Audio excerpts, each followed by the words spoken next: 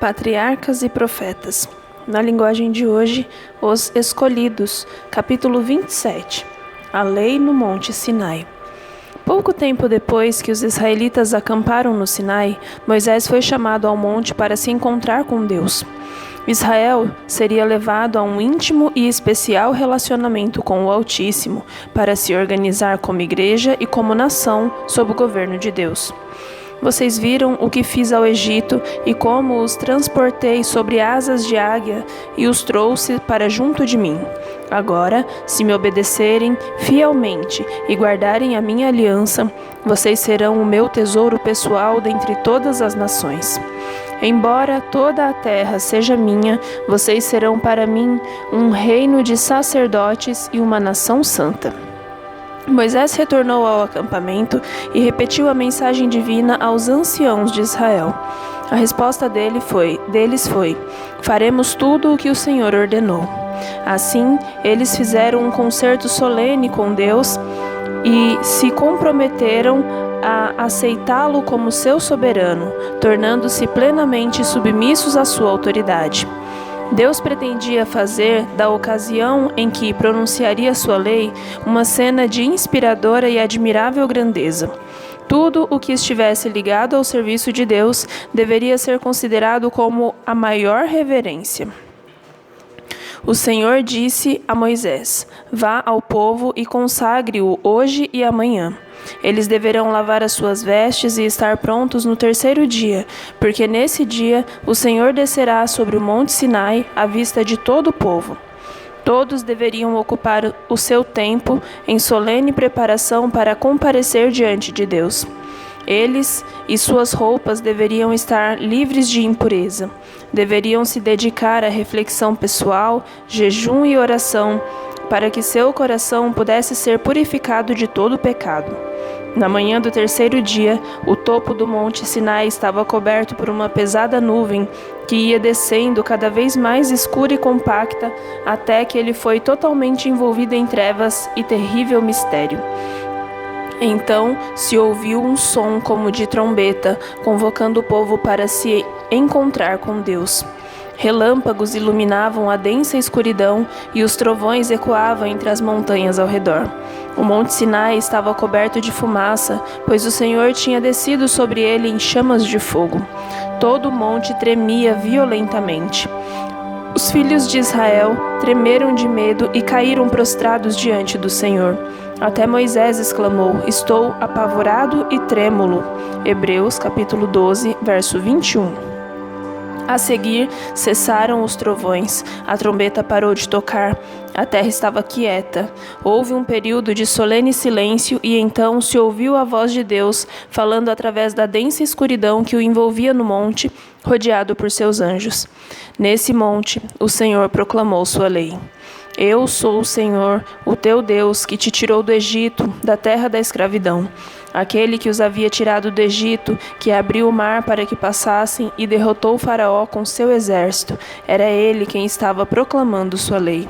Deus honrou os hebreus ao fazer deles os guardiões e defensores da sua lei, mas eles deveriam considerá-la um depósito sagrado para todo o mundo. Os preceitos dos 10 mandamentos são adaptados ao modo de vida das pessoas em todos os lugares e foram dados para instrução e governo de todos. São 10 leis curtas, abrangentes e cheias de autoridade, que combinam o nosso dever para com Deus e com o próximo, todos baseados no grande e fundamental princípio do amor. Ame o Senhor, o seu Deus, de todo o seu coração, de toda a sua alma, de todas as suas forças e de todo o seu entendimento. E ame o seu próximo como a si mesmo. Nos 10 mandamentos, esses princípios são aplicados à nossa vida. Não terás outros deuses além de mim. Êxodo 20, verso 3. Qualquer coisa que acariciamos na tenda a minimizar o nosso amor a Deus ou venha a interferir no culto que deve ser prestado somente a Ele, fazemos disso um Deus. 2. Não farás para ti nenhum ídolo, nenhuma imagem de qualquer coisa no céu, na terra ou nas águas debaixo da terra. Não te prostrarás diante deles, nem lhes prestarás culto. Êxodo 20, verso 4. A lei e o comportamento humano. Muitas nações pagãs diziam que suas imagens eram apenas símbolos por meio das quais adoravam a divindade, mas Deus declarou que tal culto é pecado. A intenção de representar o Eterno por meio de objetos materiais rebaixa nossos conceitos de Deus. Nossa mente é atraída para a criatura e não para o Criador. Quando os conceitos a respeito de Deus são rebaixados, da mesma forma o homem também é degradado. Eu, o Senhor, o teu Deus, sou Deus zeloso. Êxodo 20, verso 5. A íntima relação de Deus com seu povo é representada pela relação que há no casamento. Sendo que a idolatria é o adultério espiritual, o desagrado de Deus contra ela é bem apropriadamente chamado de ciúme. Castigo os filhos pelos pecados de seus pais até a 3ª e 4ª geração daqueles que me desprezam. Os filhos não são punidos pela culpa de seus pais, a não ser que participem dos seus pecados. Mesmo assim, por herança e exemplo, os filhos se tornam participantes dos pecados de seus pais. Mas tendências, apetite pervertido e moral corrompida, assim como as enfermidades físicas e a degradação, são passadas de pai para filho até a 3ª e 4ª geração. Mas trato com bondade até 1000 gerações aos que me amam e obedecem aos meus mandamentos. Êxodo 20, verso 6. Para aqueles que são fiéis ao seu serviço, Deus promete misericórdia não somente até a 3ª e 4ª geração, mas a ira dirigida àqueles que o desprezam, mas a milhares de gerações. 3. Não tomarás em vão o nome do Senhor, o teu Deus, pois o Senhor não deixará impune quem tomar o seu nome em vão.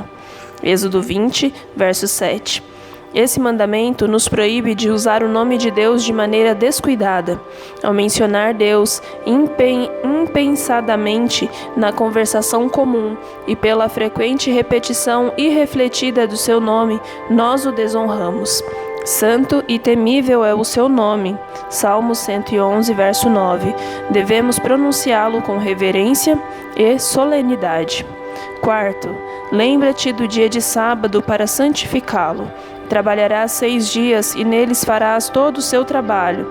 Mas o 7º dia é o sábado dedicado ao Senhor, o teu Deus.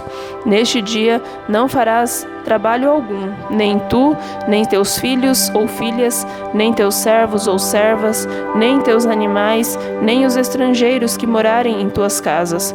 Pois em 6 dias o Senhor fez os céus e a terra, o mar e tudo o que neles existe.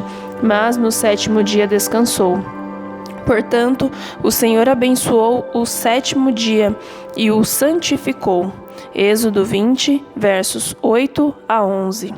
O sábado não é apresentado como uma nova instituição, mas como um tempo que foi estabelecido desde a criação. Ao apontar para Deus como aquele que fez os céus e a terra, distingue o verdadeiro Deus dos falsos deuses. Assim, o sábado é um sinal de nossa lealdade a Ele. O 4º mandamento é o único entre os 10 que traz tanto o nome como o título do legislador, o único que mostra por autoridade de quem a lei foi dada. Portanto, ele contém o selo de Deus. O Senhor nos deu 6 dias para trabalhar e Ele pede que façamos nosso trabalho nesses 6 dias. Atos necessários e de misericórdia são permitidos no sábado. Os doentes e os que sofrem precisam receber os cuidados de que necessitam, mas todo trabalho desnecessário deve ser estritamente evitado. Para santificar o sábado, não devemos nem mesmo permitir que nossa mente se fixe nas coisas do mundo. O mandamento inclui todos aqueles que estão dentro de nossas portas.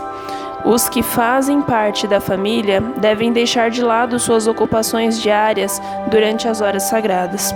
Todos devem se unir para prestar a Ele um culto voluntário em seu santo dia. 5. Honra teu pai e tua mãe, a fim de que tenhas vida longa na terra que o Senhor teu Deus te dá. Êxodo 20, verso 12. Os pais têm o direito a um grau de amor e respeito que nenhuma outra pessoa devem ser dados.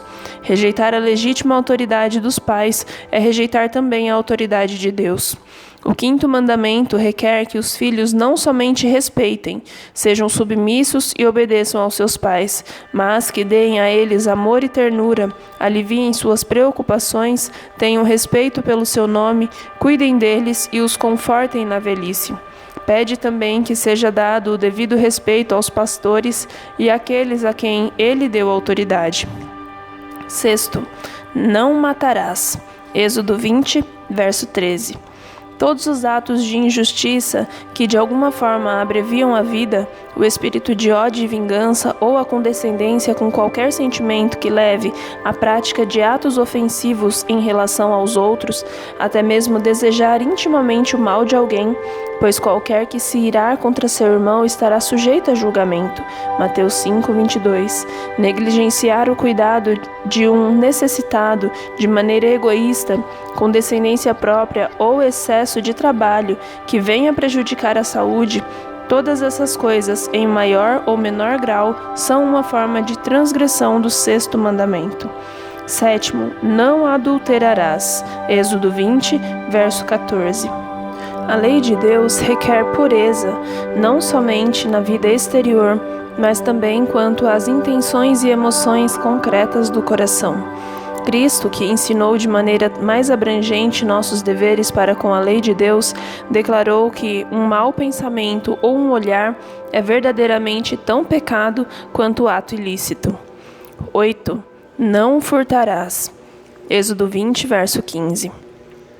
Essa é uma proibição que condena o sequestro de pessoas e o tráfico de escravos, guerras de conquista, furto e roubo.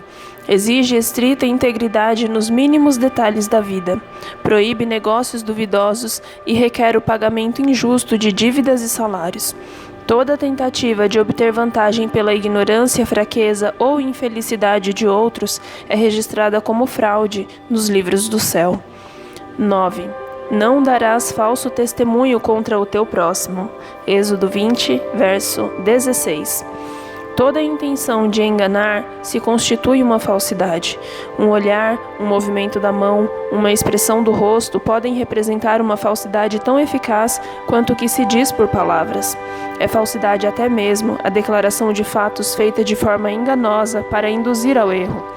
Toda tentativa de prejudicar a reputação do nosso próximo, pela difamação, calúnia ou injúria, e até mesmo a ocultação intencional da verdade para prejudicar outros, se constitui em transgressão do 9º mandamento. 10º. Mandamento número 10. Não cobiçarás a casa do teu próximo, não cobiçarás a mulher do teu próximo, nem seus servos ou servas, nem seu boi ou jumento, nem coisa alguma que lhe pertença. Êxodo 20, verso 17. O 10º mandamento atinge a própria raiz de todos os pecados. Proíbe o desejo egoísta, do qual nasce o ato pecaminoso. A pessoa que se recusa a ceder até mesmo a um desejo pecaminoso com relação a alguma coisa que pertence a outro, não será culpada de ter cometido um ato ilícito para com ninguém. Deus proclamou sua lei com demonstrações de seu poder e glória para que seu povo jamais se esquecesse daquela cena. Ele desejava mostrar a todos a santidade e a imutabilidade da sua lei. A lei do amor. Ao ser apresentada a grande regra da justiça de Deus diante do povo, as pessoas puderam compreender como nunca antes quão ofensivo é o pecado e quão grande era a sua culpa à vista de um Deus santo. Eles clamaram a Moisés: "Fala tu mesmo conosco e ouviremos, mas que Deus não fale conosco para que não morramos." Êxodo 20, verso 19. O líder respondeu: "Não tenham medo, Deus veio prová-los para que o temor de Deus esteja com vocês e os livre de pecar." Êxodo 20, verso 20. Com a mente cegada e pervertida, pela escravidão e o paganismo, o povo não estava preparado para compreender completamente a amplitude dos princípios dos 10 preceitos dados por Deus. Foram assim acrescentadas algumas instruções, como ilustração e aplicação dos princípios expressos nos 10 mandamentos. Essas leis foram chamadas de juízos, porque os juízes deveriam julgar de acordo com essas normas. Diferente dos 10 mandamentos, eles foram entregues particularmente a Moisés. A primeira dessas leis estava relacionada aos servos. Um hebreu não poderia ser vendido para ser escravo por toda a vida. Seu período de trabalho era limitado a 6 anos. No 7º ano, deveria ser posto em liberdade. Era permitido ter escravos que não fossem israelitas, mas sua vida e a própria pessoa eram estritamente guardadas. O assassino de um escravo devia ser punido. Um ferimento causado a um escravo por seu senhor, ainda que fosse a perda de um dente, dava ao escravo o direito à liberdade. Os israelitas deveriam cuidar para não manter o espírito de crueldade como aquele pelo qual tinham sofrido sob as ordens dos capatazes egípcios. A lembrança de sua amarga experiência no cativeiro deveria fazer com que se colocassem no lugar do servo e assim demonstrassem amor e misericórdia. Os direitos das viúvas e órfãos eram especialmente preservados. Se os maltratarem e eles clamarem a mim, diz o Senhor, eu certamente atenderei ao seu clamor. Com grande ira, matarei vocês à espada. Suas mulheres ficarão viúvas e seus filhos órfãos. Êxodo 22, verso 23 e 24. Os estrangeiros que se unissem a Israel deveriam ser protegidos do mal e da opressão. Não oprima o estrangeiro. Vocês sabem o que é ser estrangeiro, pois foram estrangeiros no Egito. Êxodo 23, verso 9. Era proibido cobrar juros de empréstimos feitos aos pobres. As vestes ou o cobertor de um homem pobre que tivessem sido tomados como garantia deveriam ser restituídos ao anoitecer. Os juízes eram advertidos a não perverterem a justiça, atuando em favor de uma causa falsa ou recebendo suborno. A mentira e a calúnia eram proibidos e os atos de bondade deviam ser praticados mesmo para com os inimigos pessoais. Novamente, o povo foi lembrado da sagrada obrigação que todos tinham para com o sábado. Foram designadas festas anuais, quando todos os homens da nação deveriam se reunir perante o Senhor, levando suas ofertas de gratidão e as primícias de sua generosidade nas colheitas. O objetivo de todos os regulamentos foi declarado: vocês serão meu povo santo. Êxodo 22, verso 31. Essas leis deviam ser registradas por Moisés e guardadas cuidadosamente como fundamentos da lei nacional, e assim como os 10 preceitos eram a condição para o cumprimento das promessas de Deus a Israel. Então foi dada a mensagem ao povo: eis que envio um anjo à frente de vocês para protegê-los por todo o caminho e fazê-los chegar ao lugar que preparei. Prestem atenção e ouçam o que ele diz. Não se rebelem contra ele. Cristo, na coluna de nuvem e de fogo, foi o seu líder. Ao mesmo tempo em que havia símbolos ou tipos que apontavam para a vinda de um Salvador, havia também um Salvador presente que dava as ordens a Moisés para que ele as transmitisse ao povo, e foi posto diante deles como o único canal de bênção. Como foi feita a antiga aliança? Quando Moisés se dirigiu ao povo, depois que desceu do monte e transmitiu-lhe todas as palavras e ordenanças do Senhor, eles responderam em uníssono: faremos tudo o que o Senhor ordenou. Êxodo 24, verso 3. Então, eles reafirmaram o concerto. Moisés construiu um altar ao pé do monte e, ao lado dele, ergueu 12 colunas representando as 12 tribos de Israel, como testemunho de sua aceitação da aliança. A seguir, Moisés leu o livro da aliança para o povo. Todos tinham a liberdade de escolher se concordariam com as condições da aliança. Eles ouviram a lei de Deus sendo proclamada e seus princípios foram aplicados a várias situações para que pudessem saber o quanto essa aliança envolvia. Mais uma vez, o povo respondeu unanimemente: faremos fielmente tudo o que o Senhor ordenou. Quando Moisés terminou de proclamar todos os mandamentos da lei a todo o povo, levou sangue e aspergiu o próprio livro e todo o povo, dizendo: Esse é o sangue da aliança que Deus ordenou que vocês obedeçam. Hebreus, capítulo 9, versos 19 e 20. Moisés, Arão, Nadab, Abiú e 70 autoridades de Israel subiram e viram o Deus de Israel, sob cujos pés havia algo semelhante a um pavimento de safira, como o céu em seu esplendor. Os 70 anciãos deviam ajudar Moisés a governar Israel, e Deus pôs o seu espírito sobre eles. Eles não viram Deus como Ele é, mas viram a glória da sua presença. Ficaram meditando em sua glória, pureza e misericórdia, até que pudessem se aproximar dele. Moisés e Josué, seu auxiliar, foram chamados para se encontrar com Deus. O líder indicou Arão e Hur para que, auxiliados pelos anciãos, dirigissem o povo em seu lugar. Moisés esperou ser chamado à sala de audiência do Altíssimo. Sua paciência e obediência foram provadas, mas ele não abandonou seu posto. Até mesmo esse servo favorecido de Deus não poderia se aproximar de sua presença imediatamente e suportar sua glória. Durante 6 dias, ele deveria dedicar sua vida a Deus, examinando o coração pela meditação e oração. No 7º dia, que era sábado, Moisés foi chamado para dentro da nuvem. Moisés entrou na nuvem e permaneceu no monte 40 dias e 40 noites. Êxodo 24, verso 18.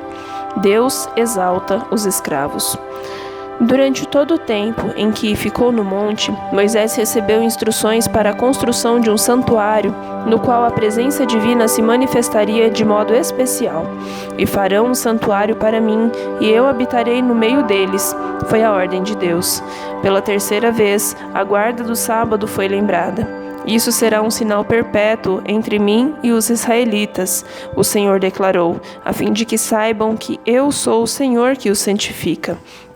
Quem fizer algum trabalho neste dia será eliminado do meio do seu povo. Êxodo 31, versos 17, 13 e 14. A partir de então, o povo foi honrado com a permanente presença de seu rei.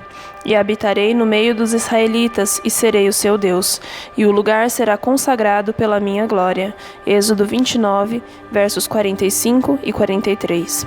Depois de terem sido uma raça de escravos por tanto tempo, os israelitas foram exaltados acima de todos os povos, tornando-se tesouro pessoal do Rei dos Reis.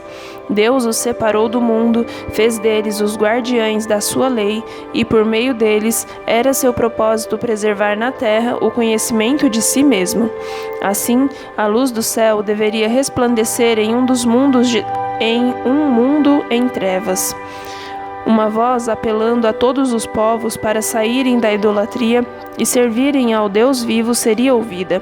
Se os israelitas fossem fiéis ao cumprimento da responsabilidade a eles confiada, Deus seria a sua defesa e ele os exaltaria acima de todas as outras nações.